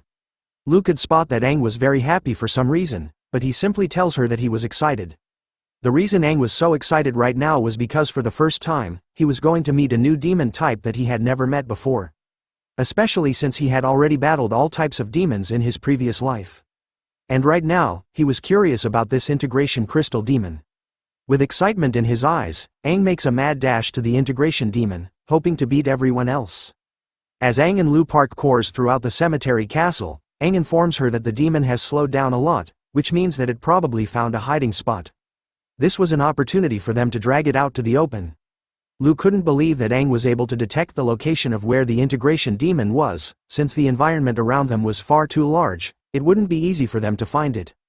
But Aang was confident, assuring Lu that he had a way to find it without any issues. Although Aang didn't want to admit it, but ever since that elemental core demon's aura appeared within the vicinity, he had been able to sense its exact location. As if they were both connected to one another, closing his eyes, he could sense that it was currently going underground. But as he was sensing the location of the demon, Lu shouts at him to look at something. It turns out that there were an endless amount of warriors going to where they were. The integration demon had been sensed by everyone nearby. Aang could see that the sharper sensed groups had already noticed the battle that went down just now, but he knew that it would still take time for the other warrior groups to accurately pinpoint the elemental core demon's exact location. So Aang decides that he and Lu need to take a shortcut right now. Knowing that time was running out, Aang grabs onto Lu's arm, telling her that they needed to go, much to her surprise. But instead of being gentle with her, Aang simply just drags her without warning down a black hole. As Aang dropped into the hole with Lu in his arms, her constant screaming could be heard. Ignoring her screams, Aang knew that the demon was hiding underneath the castle, so leaping into this hole was the fastest way for them to reach it. He had also gained some insight into how to use his elemental powers, and given their current situation, it was the perfect chance to try out a few new things. As they continued to fall deeper into the hole, tree branches started to appear from the sides. Aang had used his wood elemental power skill called Entangle, to create a bunch of criss-cross patterns. It was a wood-type speed deceleration zone. Smashing through each of the wooden branches, Aang was excited, laughing like a madman while calling this experience amazing. By using the tree branches to slow down their fall, our boy was now sliding across the walls, as if he was skateboarding. While Lu was still screaming out of her mind. After some time, the two of them had finally reached the bottom of the pit, but Lu was the only one that could be seen. So she calls out for Aang, asking him about where he was. Aang slowly speaks out, telling her that he was right below her. He nervously apologizes to Lu for scaring her with the sudden jump, before politely asking her if she could get off of him. Looking at their current positions, Aang being the bottom while Lu was the top. Her face was instantly flushed with embarrassment, and a loud slapping sound followed. After walking for a while with a huge bruise on his head, Aang whispers to Lu that he couldn't believe that there was another sanctuary right beneath the ruins, but she wanted to know how much longer till they reach the demon. As they took a few more steps, Aang said that they were close, and it should be right in front of them. Aang was right as a demon is seen chilling by itself in a room. It's the quintuple-finned integration crystal demon, who is currently sleeping. Looking at it sleeping, they had found the integration crystal demon, but Lu wanted Aang to be sure that it was the demon they wanted, because to her, it looked like any other quintuple-finned demon, the only difference was the amount of aura it was giving out. Aang confirms it and starts to plan their attack. He informs Lu that once the battle begins, the noise will definitely attract all kinds of teams here. So they needed to kill this demon before the others could get there, so their goal was to take the integration core out from the quintuple-finned demon's chest and leave this place immediately. Aang needed Lu's help, as he guessed it would only take them around 5 minutes to finish this fight. Lu was taken aback by Aang's suggestion that it would only take 5 minutes for them to take down a quintuple-finned elemental demon, but with Aang here with her, she was confident, only asking him about what he needed her to do. So the two of them began to discuss the plan to take down the quintuple-finned demon in under 5 minutes. But Lu was shocked by Aang's suggestion of an advanced level technique, making her wonder where he had gotten all of this experience from, as she had never heard of any of these energy methods that he had mentioned. Right now, Aang couldn't reveal much to Lu, so he tells her to believe in herself as he knew that she could do it. So the plan begins with Aang rushing towards the quintuple-finned demon first. As he approaches the demon, it finally awakens from its slumber, having sensed a warrior nearby. Aang was going in full force mode as he activated his demonic energy from the start. After looking closer, he knew that there were definitely quite a lot of strong warriors in this castle with powerful senses. So if he doesn't get this demon quickly, then those strong teams will soon flood this place, making it even harder for him to obtain the integration crystal. Seeing Aang coming, the demon was impressed by him to find its hiding spot quickly, so it waits for Aang, with fire and water in each of its clawed hands. But looking at Aang's current form, the demon believed that what it thought about him was right. Sensing Aang's aura, it could feel that he was a demon too. So the demon launches the skill called Dance of the Fire Current. A combination attack mixed with the water and fire elemental powers together. Aang looks at the new skill, analyzing it. He could see that if one manages to maintain the proper harmony between various elements, then it would allow him to use multiple elemental energies together. Deciding to give it a good, Aang copies the quintuple finned demon's skill, having water and fire elemental powers in his own hands as well. In an instant, he was able to copy the demon's skill, Dance of the Fire Current, resulting in the demon's attack being countered by itself. As Aang and the quintuple finned demon fought one another, Lu was hiding her presence and protecting herself with her green shield. Recalling back to when Aang was explaining the plan, he tells her to not be afraid of the abilities and external appearance that he will have later on, and to just consider them as his own unique skills. What's most important was to know that the person there was him, Aang. After recalling that memory, Lu couldn't help but take a look at Aang's unique ability, which changes his form and aura to be almost exactly like a demon. The fight between Aang's and the demon's skills soon ended with a huge impact, sending both of them far apart from one another. The demon was confused by how Aang was able to use and understand its techniques by just looking at them. I guess Aang has the Sharingan this time.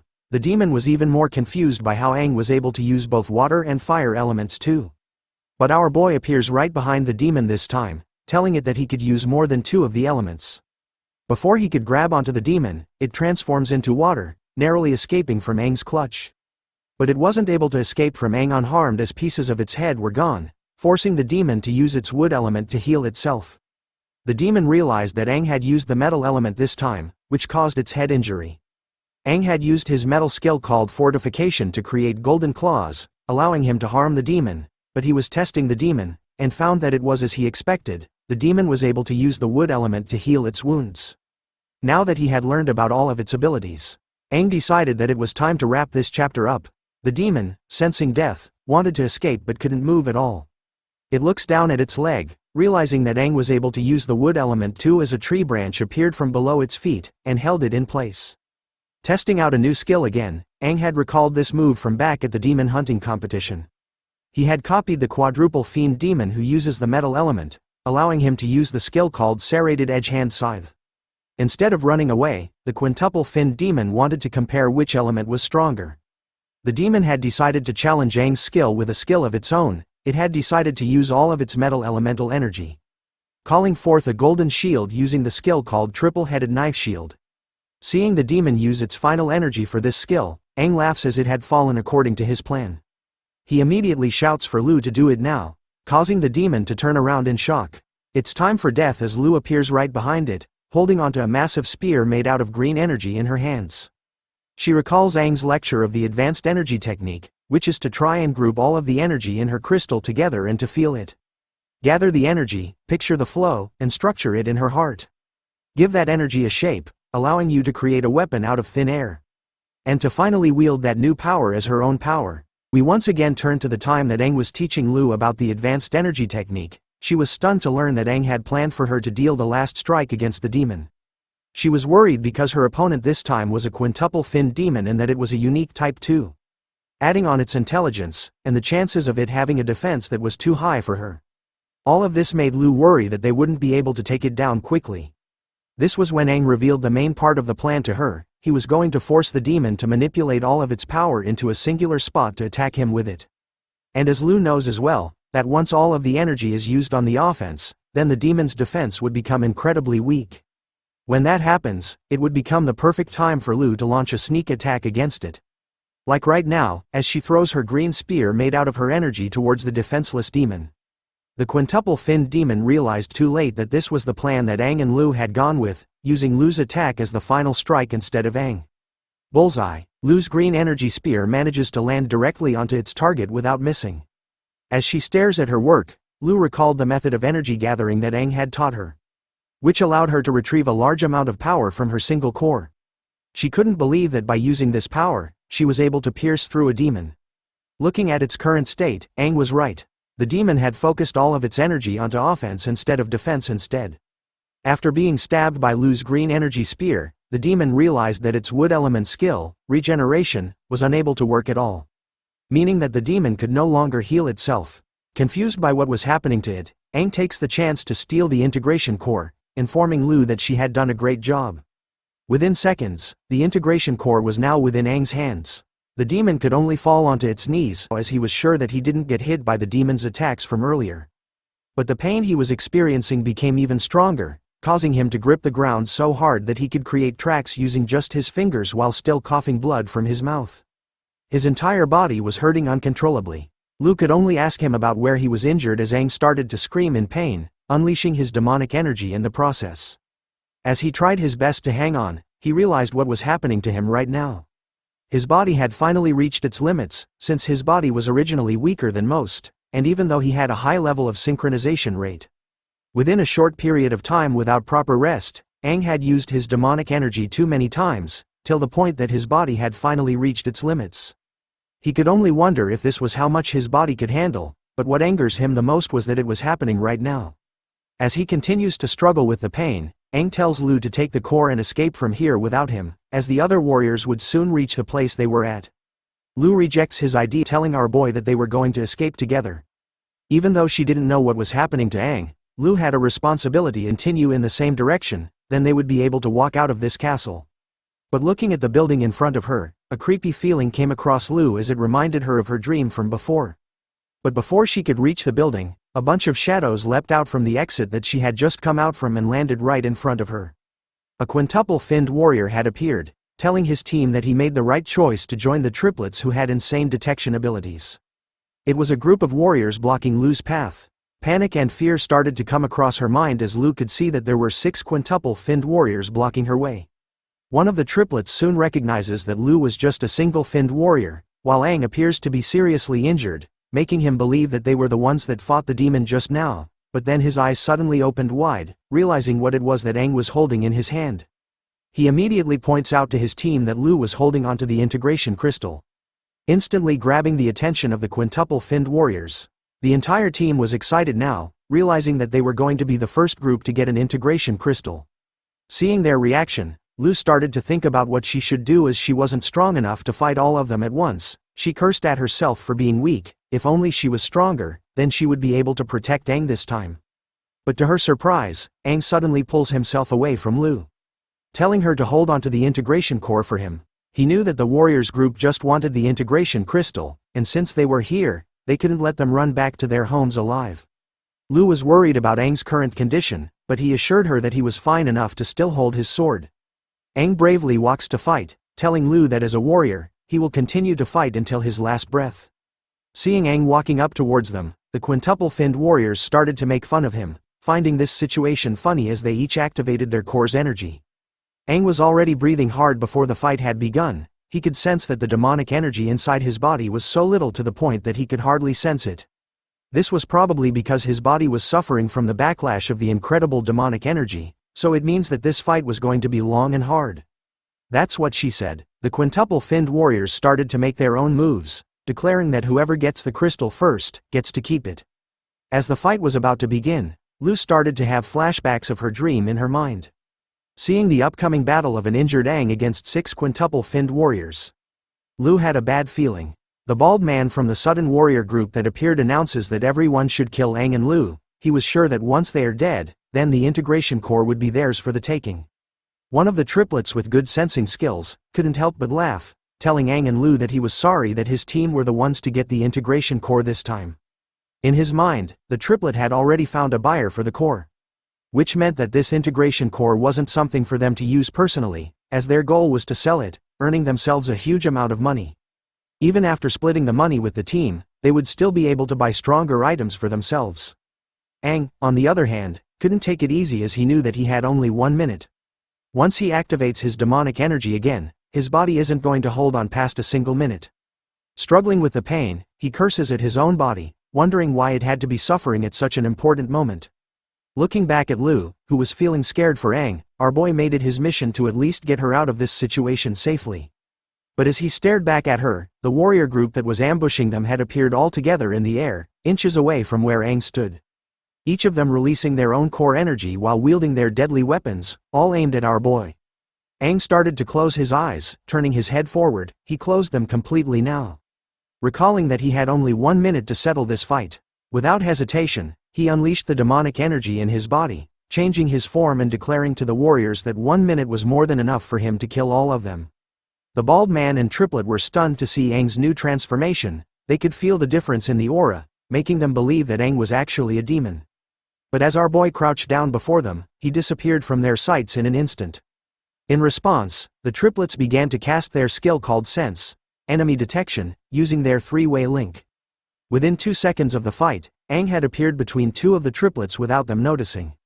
It only took 1 second for one of the triplets to realize that Aang was right beside them. He tried his best to alert the others to our boy's position, but Aang was faster. He stabs the triplet straight in the stomach. Within 5 seconds of the fight, Aang decides to start with the triplets, smiling as he stabs one of them. The remaining 2 triplets were shocked to see what happened. One of them was pissed off by Aang's actions towards their third brother. So they all rushed towards Aang, declaring that they were going to take their revenge for their brother. Aang wasn't scared at all. Instead, he was calm, and causally swings his greatsword towards the coming enemies. With his sword still inside of the eldest brother, he swings it at the other 2. Within 6 seconds from the fight starting, he had sliced all 3 brothers in half. The bald man started to feel afraid of Aang's strength as he continued his attacks at them. Using a combination of the metal and earth elements, he called forth the skill named Spike Wave, sending sharp spikes from underneath the ground, covered in golden metal. He tries to stab the other warriors but fails as they manage to dodge in time. They couldn't help but be amazed by Aang's incredible skills and speed, since he had killed 3 people in one move. Which made them wonder what exactly he was. Aang was in full demon mode as he walked away from the 3 brothers he had sliced and now poked with tons of spikes from the ground. This time, he was heading towards the remaining warriors. 20 seconds had gone by. The bald man started to think. He knew that those triplets had only specialized in their sensory skills, but they were still quintuple-finned warriors. He couldn't believe that all 3 of them had instantly been killed. So he tells the other 2 remaining warriors that they should work together in order to defeat the demon that was Aang. He orders all of them to use all of their abilities and to fight Aang to the death. Our boy could see that the remaining warriors were becoming more serious than before, and decided to give it a shot to fight them all at once. But as he stepped forward, he experienced a sharp pain throughout his body. The pain he felt was enough to stop him in his tracks. As he used his greatsword to support himself, another 2 seconds had gone by, leaving only 38 seconds of his demonic energy left. Aang was covering his mouth as he spits his blood out. His internal organs felt as though they were about to explode. Taking the chance during the time that Aang couldn't move, the 3 warriors started to get closer to him. Lu could see this happening and knew that Aang's body was at its limits. The bald man started to smile to himself after seeing Aang in his current state. He remembered that our boy was originally heavily injured and that turning around to snatch the integration core from Lu, a single-finned warrior, was much easier for them. As for Aang, he was something weird that they couldn't ignore. So they decided to use this chance to kill Aang while he was down with the pain from his body. Even though he felt immense pain, Aang was still able to stare at the incoming warriors, warning them that he wasn't going to go down that easily. Without moving from his spot, Aang casted a new skill called Energy Gathering, forming a protective red barrier around himself. The bald man was excited, thinking that the skill Aang used was just a mere protective shield, so he ordered the others to break it down by using all of their skills to destroy Aang's shield. And so, the 3 warriors started to beat, punch and kick Aang's shield repeatedly. To the point that they were tired, one of the warriors asked the bald man if they should continue attacking as they had already used up a lot of their energies. And that Aang's shield wasn't breaking at all, instead, it was shrinking. Hearing that, the bald man was breathing hard from attacking Aang's shield, but soon realizes something after hearing that the shield was shrinking. He immediately turns to warn the others that it was a trap and to stop what they were doing. But it was too late. Aang was smiling after receiving all those attacks, using their own energy.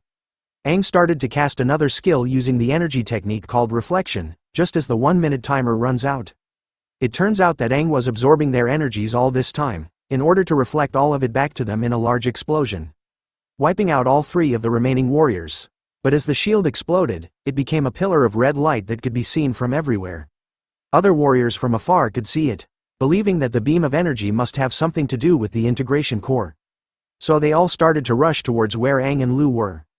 Once the explosion had ended, amidst the smoke and dust, only Aang remained as his demonic form ended while the 3 warriors that were attacking him had turned into charcoal. Lu immediately rushed to Aang's side, calling out to him. He could still see her and called out her name, but his eyes started to falter. As his weapon disappears, Aang began to fall backwards from the recoil of using his demonic energy, but he was glad that he was able to control the impact radius of the energy explosion, allowing for Lu to be safe from harm. But before he falls completely onto the ground, Lu manages to catch him in time. As she holds on to Aang, he tells her to go as the energy beam he released would have probably attracted even more warriors and demons to their location. But our girl isn't the coward type. She tells Aang that she wasn't going to leave her comrade behind like this. She orders him to take the integration core while she carries him. As she pulls him across the battlefield, Lu reveals that she was done with watching him battle everyone on his own. This time, he needed to leave the rest to her. But as she carried Aang, Lu started to recall the dreams she had the night before, as their reality was slowly changing into what she saw. With the end of the dream, where Aang laid on the ground, dead. As soon as Lu and Aang entered the castle, she could immediately sense the intense bloodlust that was residing inside this place. With a few quick punches and kicks, Lu manages to defeat a couple of demons that were waiting for them when they entered. She was now out of breath as she tried her best to carry Aang, who was bleeding, across the castle and into a safe place. She repeats to herself that she needed to keep going no matter what. Holding on to Aang tightly as he held the integration core in his hand, Lu shouted at him to hold on. She reminds him continuously that he couldn't fall asleep right now, and that he must hold on. She continues to repeat those same words as she drags Aang across the corridor of the castle, filled with demons lying dead on the ground. But as she does, Aang's hand starts to loosen its grip on the integration core. He had finally let go of it, causing Lu to turn around and see that the integration core had tumbled away from them. But as she sees this happening, a shocking revelation comes to her. Lu's hand was trembling as she picked up the integration core, realizing that the feeling she was experiencing since the battle was the fact that everything that had happened so far was happening all according to the dream that she had that morning. Thinking about the dream, she recalls what would happen next in it. Looking up, she knew that there was a demon waiting for her right above. It turns out to be true as a water and wood demon appear right above Lu and Aang, flexing on them with their powers activated. Lu's leg was trembling from being tired, but still, she took a few steps back slowly after spotting the demons right above. Wasting no time at all, she holds on to Aang even together, with the integration core in her hand this time. She tries her best to escape from the demons. But the wood demon was especially quick, managing to catch up to Lu within seconds, repeating the same words it spoke in her dream. The wood demon reminds Lu about the consequences of being a single-finned warrior that had obtained the integration core. All she could do right now was simply raise her arm, in hopes of it defending her from the demon's attack. But it was no use, as it all happened again like in her dream. The wood demon manages to stab her through her heart this time as well. As both Aang and Lu lay on the ground, bleeding heavily due to their wounds, the wooden demon was curious about how they were able to reach this place and how they were able to obtain the integration core. But the reason behind it didn't matter to the demons, as it only made it easier for them to obtain the integration core. Lu was still alive, her breathing becoming harder with each second that passed as she could see that her heart had been pierced by the demon, making it impossible for her to regenerate. The water demon soon reaches Aang's body, kicking him to turn upside. The water demon notices that Aang was still alive. But as the demons looked at him, they found something strange about Aang. They realized that he had a certain smell on him, that was making them feel unusually scared of him for some reason. Lu could see the demons gathering around her boy. She reached out to them with her eyes slowly closing, trying her best to warn the demons to not touch Aang. After thinking for able to protect Aang, cursing at herself for being weak, which was something she wasn't willing to accept. If only I was stronger, were her final thoughts. But before she crossed over to the other side, another voice appeared from the darkness, calling out this moment right now as a hassle. As the mysterious voice steps out from the void, her very presence causes time to stop all around as she uses the skill called spatial time freeze. She recalled that the Crimson-Finned King had warned her before not to help the human warrior named Aang. Stepping out from a portal that she created herself, the mysterious voice turns out to be the Darkness-Finned King, one of the 6 great Finned Kings, the wielder of time and spatial manipulation. Looking at Aang and Lu's current situation, she realized that she ended up helping them, which was going to be troublesome for her later on. As she walked over to Aang, she knew that this was something the Crimson King couldn't blame her for. After all, she was worried about the Crimson King, who is currently inside Aang's body. As she prepared to sit down, she knew that Aang's body was still not ready to be able to withstand the strength of her beloved crimson-finned king. But looking at Aang's current condition was surprising to her, as she figured that his body should have broken down completely because of the overuse. But still, Aang actually managed to hold on until now. Looking at him closely, she concludes that Aang was truly the strongest human that had caught the attention of the crimson-finned king, especially his willpower, which was amazing to watch. The queen leans in close to Aang's face, whispering close to his ears, calling out for the crimson-finned king. But nothing happened, only an awkward silence filled with air as she waited for a reaction from him. Seeing that nothing was happening, she slowly stood up, calling the crimson-finned king actions of staying asleep mean, since it was rare for her to get a chance to see him. As she stood up, she noticed Lu, who was still frozen in the middle of the air. Instead of walking over to her, the darkness-finned king opens a small portal and teleports herself to Lu's side. Looking close at Lu's face, she could feel a familiar aura that was coming out from her body, which was interesting to the darkness-finned king. But looking at Lu more, she could see that Lu had become even stronger than before, especially her abilities. But the darkness-finned king noted that it was a pity that Lu was a human being, which made it impossible for her to stimulate her body to use her innate powers. But as she discovers this about Lu, the darkness-finned king came to a shocking idea. She licks her lips, thinking about how the crimson-finned king mentioned that she couldn't help Aang directly, so she wonders if she could help Aang indirectly instead. So she comes up with a clever idea, a loophole in the crimson-finned king's words. Holding Lu in her hands, she decides that she is going to help Lu. By ensuring that she was reborn into a completely new person, the darkness-finned king opens her mouth widely, revealing her sharp vampire-like teeth, and knowing that there was the energy of time and space inside of Lu's body. So with a kiss like those from a fairy tale, the darkness-finned king decides that she was going to give Lu some of her strength. As the ladies shared a kiss, Lu's warrior core on her chest started to change colors. From green, it started to mix with black. As time went by, her blood started to change as well, resulting in her warrior's core turning completely black, this time with no sign of green anywhere. The warrior core started to spin, before coming to a stop, showing that Lu had transformed and upgraded to become a quadruple-finned warrior. Lu had obtained a quadruple-finned core, called the Dark Core, which has the ability of time and spatial manipulation. As the darkness-finned king releases her lips from Lu's, she could sense that Lu's body had managed to absorb a lot of her power, which was good, as it was a sign that Lu had a great desire to become stronger.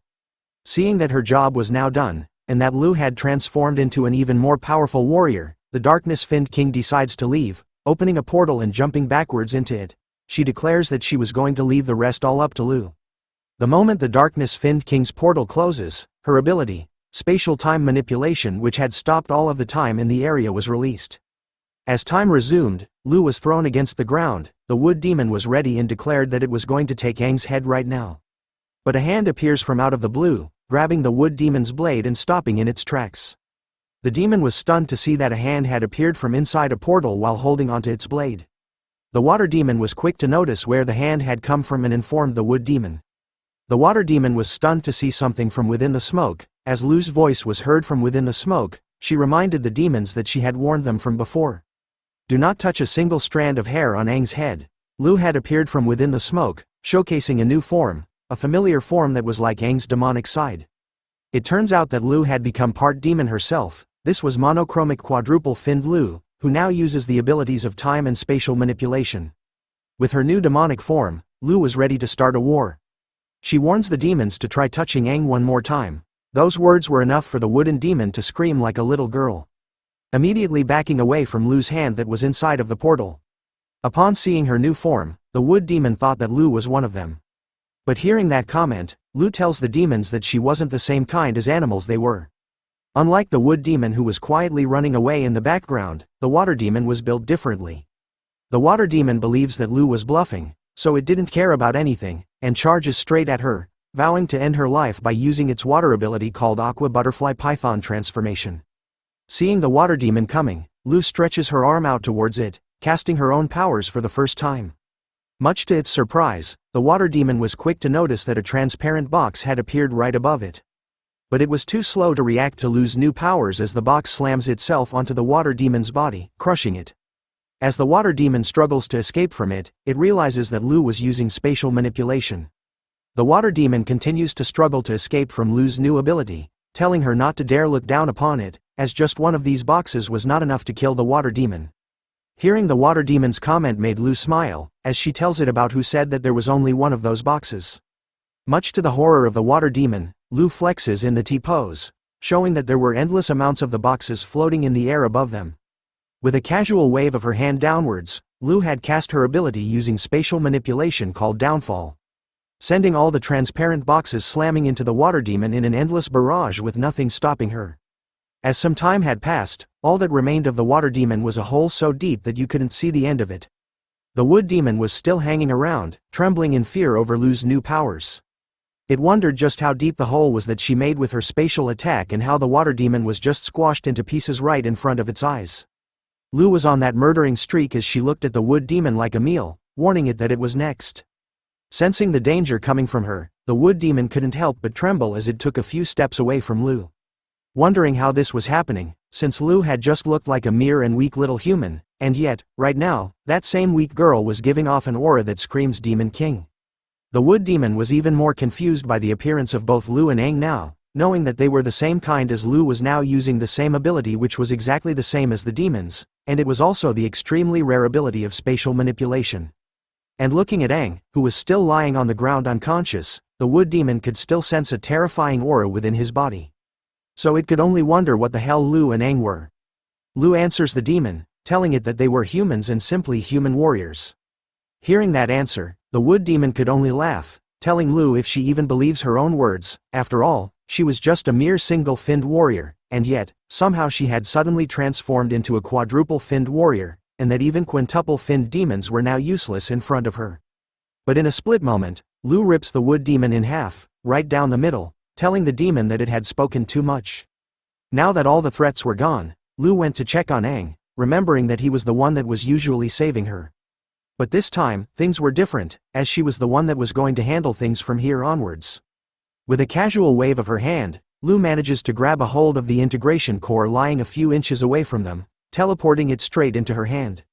With the integration core with her and Aang now safe, Lu decides that it was time for them to go.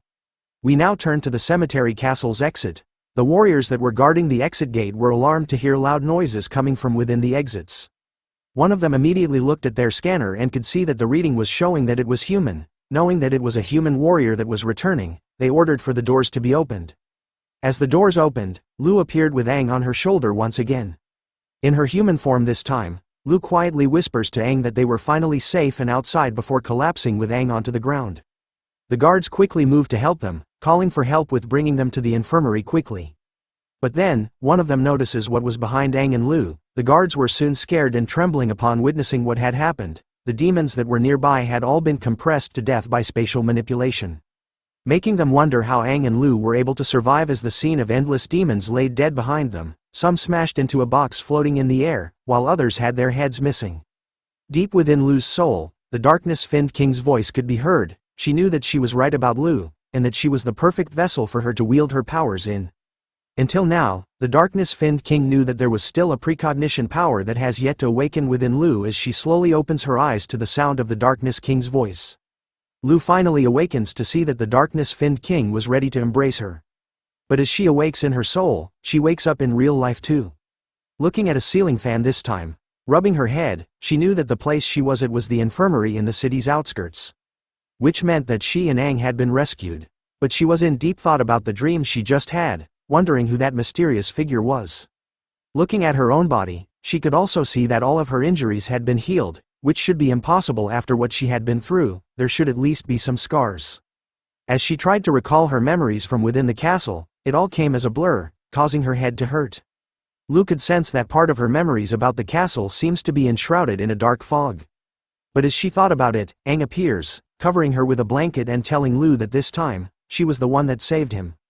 He informs her that the other warriors had told him that she had lasted all the way until they reached the exit doors, which was a truly amazing feat to achieve by herself.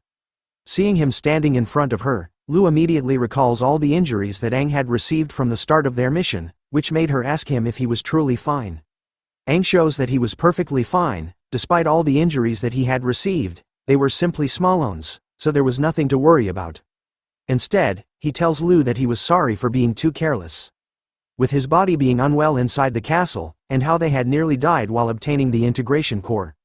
After being reminded about the integration core, Lu was concerned about where it was right now. Aang tells her not to worry. Pulling out the integration core, he informs her that he had found it stuffed into his clothes, which meant that she was the one that hid it there.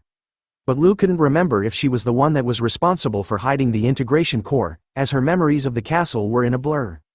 Aang informs her that now that they had obtained what they needed from the cemetery castle, their next goal was to find a safer location, in order to refine the integration core. Hearing the plan, Lu agrees with it straight away, and tells Aang that she was going to let the infirmary staff know.